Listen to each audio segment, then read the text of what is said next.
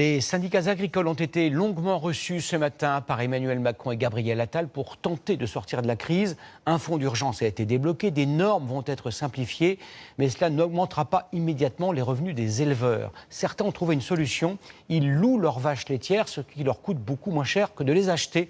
Étonnant reportage dans l'Ain et le Rhône de Séverine Agi et Anthony Serron.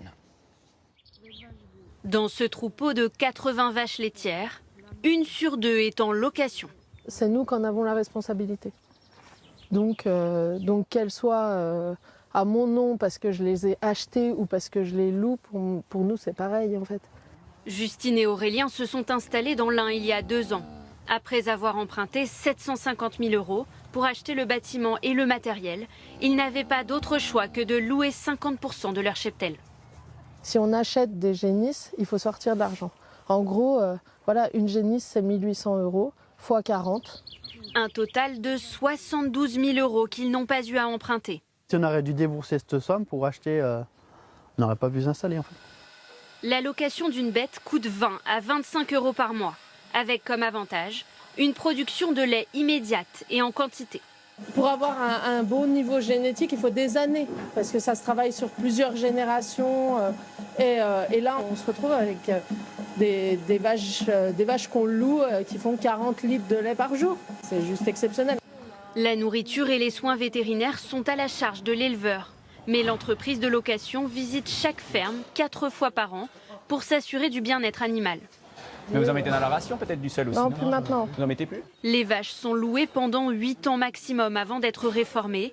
8 années pendant lesquelles Jackie assure un suivi régulier. On voit qu'ils ont un poil très fin, donc ça veut dire qu'ils ont une bonne alimentation, ils ne voient pas les côtes, rien, donc elles sont très bien, bien nourries, bien complémentées en minéral.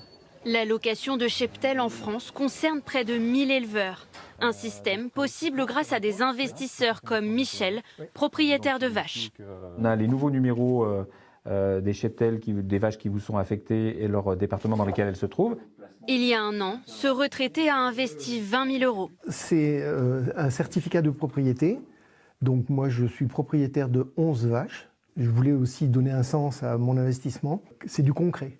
Là, on n'est pas ni dans l'émotionnel, ni dans des variations de flux financiers ou quoi que ce soit. Là, il y a 4 pattes et la bête broute de l'herbe. Une façon pour lui de soutenir l'agriculture et de placer ses économies.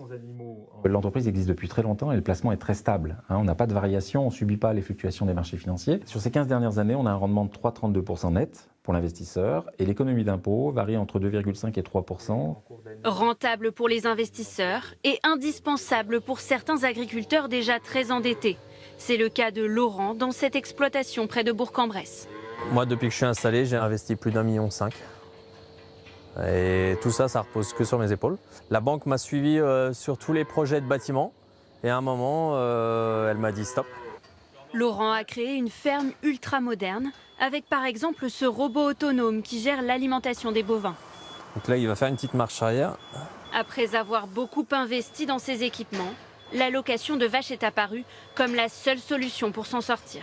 La location m'a permis d'avoir plus de vaches, donc un peu plus de volume, pour pouvoir subvenir à rembourser tous ces emprunts. Voilà. Aujourd'hui, 42 000 bovins sont loués dans toute la France. C'est 40% de plus qu'il y a 10 ans.